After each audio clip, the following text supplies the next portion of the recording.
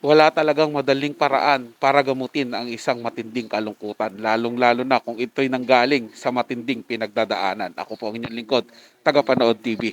Welcome back po dito sa ating YouTube channel at Facebook page. Panibagong araw, panibagong reaction video po ulit tayo mga tagapanood, at ito po ay galing sa channel ni Showbiz Trend Update. Ilalagay ko po sa description yung link na kanyang channel para mabisita nyo po at masuportahan na rin. Pero bago po tayo magpatuloy, nais ko lang po kayong imbitahan, lalong-lalo na po sa mga bagong napadaan lang dito sa ating channel, huwag po sanang kalimutan na mag-subscribe.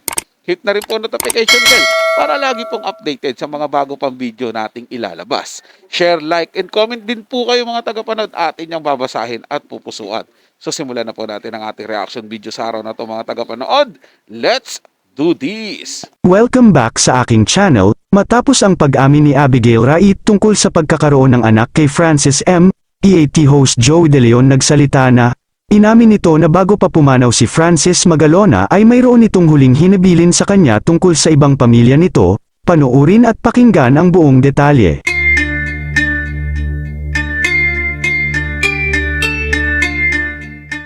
Matapos nga ang pag-amin ni Abigail Rait tungkol sa naging relasyon nito kay master rapper Francis M. at pagkakaroon nila ng anak nito, Joey De Leon nagsalita na rin at inamin na bago pa man pumanaw ang kaibigan niyang si Francis Magalona ay may huling hinibilin nito sa kanya tungkol sa pagkakaroon ng ibang pamilya.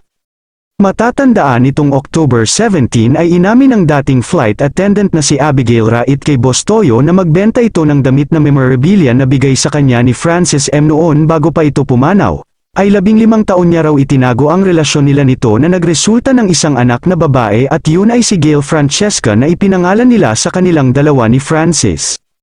Aniya, for 15 years na nahimik ako, I didn't say anything about me and my daughter, siguro naman ito na lang yung karapatan na pwede kong magawa para sa kanya, kasi hindi naman ako nagsalita. I know people will judge me, but we exist, what we have is real, mahal niya kami, and that's a fact. At sa naging pag-amin nga ni Abigail Rait, ay agad naman nagsalita si Joey De Leon at inamin nito ang katotohanan na may alam siya tungkol sa pagkakaroon ng pamilya si iba ng kanyang kaibigan. Ayon kay Joey, nakatanggap siya ng text message mula kay Francis bago siya pumanaw, ngunit ayaw niya itong ipaalam. Sinabi ni Joey na binura niya ang mensahe para maprotektahan ang nasabing sikreto. Ani Joey, one thing na pwede kong ibigay na clue. Dying wish yun, hintayin lang muna nating hamupa ang sitwasyon, sasabihin ko rin kung ano yung text message niya sa akin. Ilang netizens naman ang nag-isip na ang mensaheng ipinadala ni Francis ay may kaugnayan sa kanyang pamilya kay Abigail. At dito ay inamin na nga ni Joey, na totoong may anak sa ibang babae si Francis M. at kinumpirma niyang si Abigail Rait ito. At kinumpirma niya rin na totoong anak ni Francis si Gail Francesca na naging bunga ng pagsasama nila ng dating flight attendant na si Abigail. Ito pala noon ang sinasabi ni Joey, na huling habilin ni Francis M. sa kanya, bilang respeto na rin daw sa kaibigan na pumanaw ay hindi niya muna ito inamin sa publiko dahil darating daw ang panahon na lalabas ang totoo, at nangyari na nga. Samantala, maraming netizens pa rin hanggang ngayon ang nashock sa pag-amin ni Abigail Rait. Marami din ang namangha sa ganda ng anak nila ni Francis M., lalo na nang malaman na mayroon din pala itong pagtatalent sa pagrarap, pero may ibang netizens naman ang hindi natuwa sa pag-amin ni Abigail. Kayo mga ka-showbiz, anong masasabi nyo sa ating showbiz topic ngayon? Kung may opinion kayo ay magkomento lang kayo sa aking comment section. At syempre kung bago pa lang kayo sa aking channel ay mag-subscribe na kayo para lagi kayong updated sa mga showbiz trends na ina-upload ko. Maraming salamat po. Para sa akin po mga tagapanood, no, tama lang po yung ginawa ni Master Henyo na hindi niya muna sabihin, hindi po sa kanya manggaling. Di ba po? Kasi alam naman po, katulad po ng paniniwala ni Master Henyo na darating yung araw na lulutang at lulutang din po yung anak sa labas ni Francis M. At nangyari nga po, di ba? At maganda po yung ginawa niya na hindi niya po inunahan mga tagapanood. Kasi kung nauna niya pong sinabi yon sa tao, baka magmukha pong naninira si Master Henyo. Hindi po ba mga tagapanood, baka sabihin porket patay na si Francis Magalona, kung ano-ano ng issue binibitbit nila, kinakabit nila. Hindi po ba? Mas maganda na yung nangyaring ganito mga tagapanood na unang lumabas yung naanakan ni Francis Magalona, kasama po yung anak niya, 'di ba? Para sila po mismo ang maglahad sa tunay na nangyari at hindi po manggagaling kay Master Henyo. Although alam na po ni Master Henyo na mayroong anak sa labas nga po, si Francis Magalona, gaya po ng sinabi na huling habilin po sa kanya. Sa ibang tao, madali lang pong mag-ano mga tagapanood, eh. Madali lang pong manghusga na kesyo ganyan, kesyo ganun. 'Di ba? Dahil hindi naman po nila alam yung tunay na pangyayari. Hindi naman po siguro lumabas si Ma'am Abigail Rait kasama po yung anak nila ni Francis Magalona para sirain po ang pangalan ni Master Rapper Francis Magalona at yung pamilya niya. 'Di ba po mga tagapanood? Kasi kung gagawin niya po, dapat 'yan nung buhay pa. 'Di ba? Para mapag-usapan sila, para makakuha ng kung ano-ano. Pero wala po silang ginawa mga tagapanood. Siguro ito na po rin siguro yung time na gusto na rin ipakilala niya sa tao na meron pang isang anak si Francis Magalona.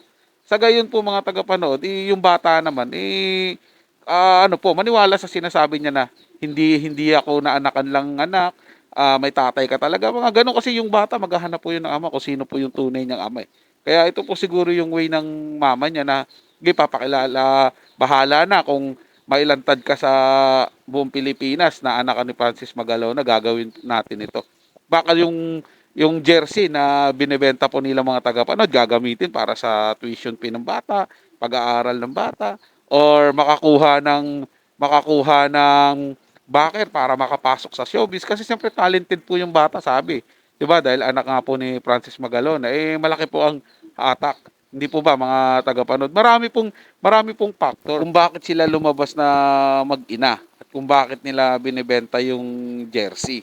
Hindi po ba mga tagapanood? Kaya wag po natin silang husgahan agad-agad na baka may ibang balak or something.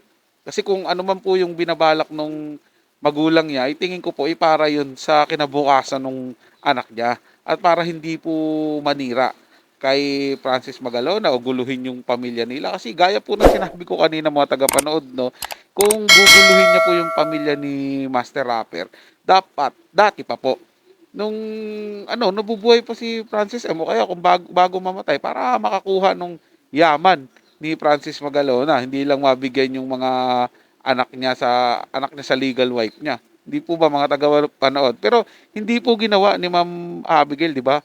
Wala po tayong nabalitaan na ganun. Ngayon lang po lumabas. Dahil siguro nga po, kailangan nila ng pera, kaya nila binebenta yung jersey, no-auction nila. Or pwede rin gusto nilang i-auction yun para memorabilias, para makuha no ano, para pataasin palalo yung value. Or yun nga, gaya ng sinabi ko, mapansin sa showbiz, maging artista, masunod sa yapak ng tatay, ma-showcase din yung talent. Mga ganun po mga tagapanood. Pero manggulo, malabo po ata yung mga tagapanood. Dahil kung manggugulo nga, dati pa po, gaya po ng sinabi ko, dati pa nila ginawa yun. Pero hindi naman po, di ba? So, yun lang po mga tagapanood na may nagustuhan nyo po yung paksang ating tinalakay sa araw na to. At kung kayo bago lang po na napadaan dito sa ating channel, huwag nyo po sanang kalimutan na mag-subscribe. Hit nyo na rin po notification bell para lagi po kayong updated sa mga bago pang video nating ilalabas. Share, like, and comment din po kayo mga tagapanood, ating yung babasahin at pupusuan. So hanggang sa muli po, itong yung Tagapanood TV. Komento at opinion lamang, wala pong personalan. Paalam po at mabuhay po kayong lahat.